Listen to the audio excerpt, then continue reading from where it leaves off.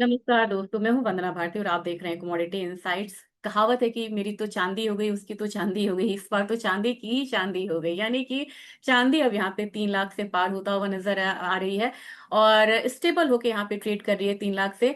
तो चांदी को अब लग रहा है कि ना सोने की जरूरत है और ना बेस मेटल की जरूरत है, जो कि यहाँ पे एनालिस्ट पहले बोलते थे कि सोने में तेजी आएगी तो चांदी में तेजी आएगी, बेस मेटल में तेजी आएगी तो बेस चांदी में तेजी आएगी। चांदी की अपनी चमक है।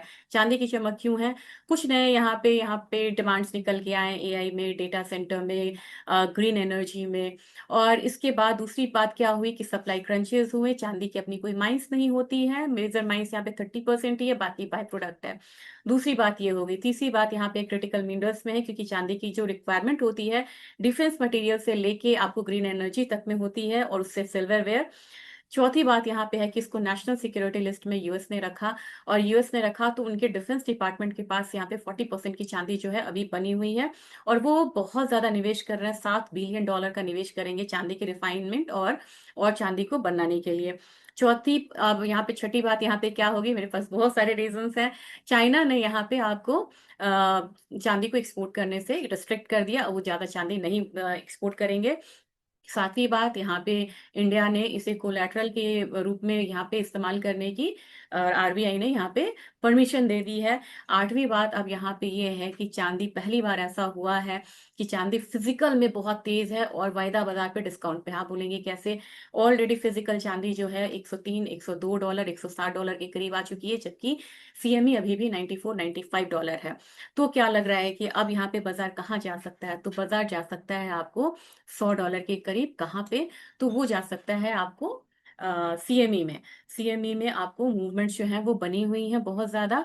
और अगर आप देखेंगे, मूवमेंट देखेंगे, तो आपको पता चल जाएगा 30% के करीब का रिटर्न आपको चांदी में जो है वो देखने को मिल रहा है।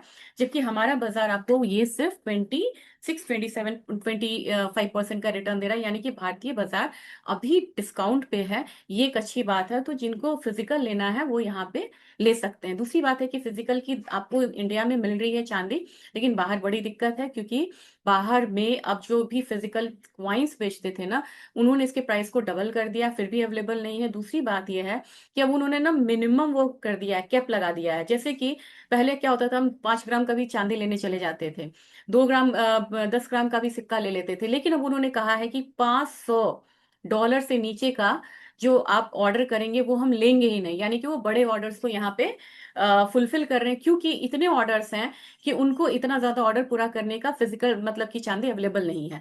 चलिए, ये बात हो गई न्यूज की। अब बात करते हैं नेक्स्ट लेवल की। नेक्स्ट लेवल के लिए आज चार्ट पे बात नहीं होगी, आज बात होगी थोड़ा सा ऑप्शन पे। ये ऑप्शन मैंने ले लिया, मार्च का कॉन्ट्रैक्ट है। मार्च की कॉन्ट्रैक्ट में देखेंगे 24 फरवरी की एक्सपायरी है।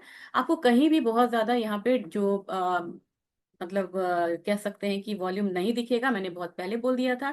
$95 तो अब यहाँ पे आ ही चुका है। नेक्स्ट यहाँ पे आपको $97 है। $97 पे ये रुकेगी नहीं, क्योंकि नेक्स्ट इसका बन रहा है आपको $100 के करीब। तो $100 आपको कॉमिक्स में चांदी जाती हुई दिखाई दे रही है।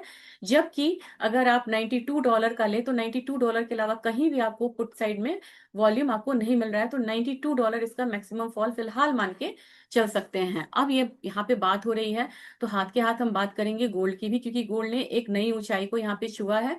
तो गोल्ड में अब आप देखेंगे कि 4700 तो मैंने पहले ही बोला था, इनफैक्ट मैंने आपको 4750 बोला था। 4700 पे सबसे ज्यादा यहाँ पे वॉल्यूम हुआ है, उसके बाद 4750 है। लेकिन यहाँ से अब आपको अपना जो लक्ष्य है वो बढ़ाने की भी जरूरत पड़ सकती है, क्योंकि यहाँ पे 4800 पे भी आपको अब वॉल्यूम आता हुआ दिखाई दे रहा है। यानी कि सोने की चमक भी यहाँ पे चांदी के साथ बढ़ने की तरफ है। और पुट साइड में अगर हम जाके देखते हैं कि कहाँ पे आपको मेजर सपोर्ट है, 4600 आपको पहला यहाँ पे आता हुआ दिखेगा। इसके बाद मेजर आपको 4500, इसके बाद बहुत ज्यादा आपको वॉल्यूम बनता हुआ दिख नहीं रहा। तो 4600 अभी आपको फिलहाल इमीडिएट सपोर्ट है गोल्ड का, और 4500 मेजर सपोर्ट है। अब चलिए यहाँ पे चांदी की बात में एमसीएक्स की बात करते हैं। एमसीएक्स में 15,000 रुपए ऊपर है। यहाँ पे आज बिल्कुल टिक बाई टिक है, 5.28% वहां भी ऊपर है, 5.28% यहाँ भी ऊपर है। जबकि पहले ये देखने को नहीं मिलता था, अपना मार्केट थोड़ा सा दबा हुआ था।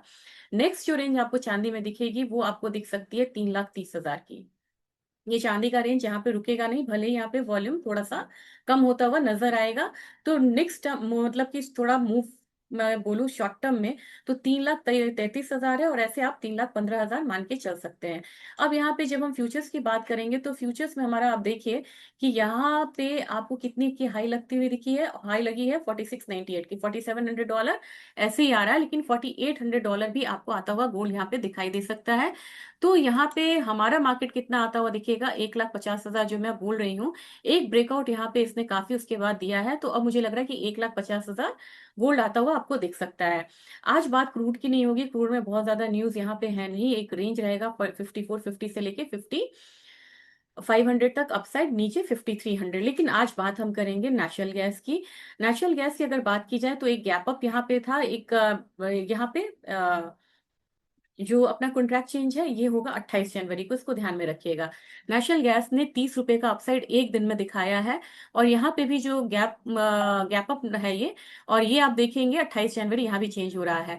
रीजन क्या था, कि रीजन है कि अब थोड़ा सा यहाँ पे कोल्ड वेदर जो है वो आ रहा है, और दूसरी बात यह है कि मैंने आपको ये दिखाया था, वेरी लो दिखाया था लास्ट वीक में, अब ये मॉडरेट है, यानी कि नेचुरल गैस का डिमांड वेदर के अनुसार यहाँ पे बढ़ता हुआ नजर आ रहा है।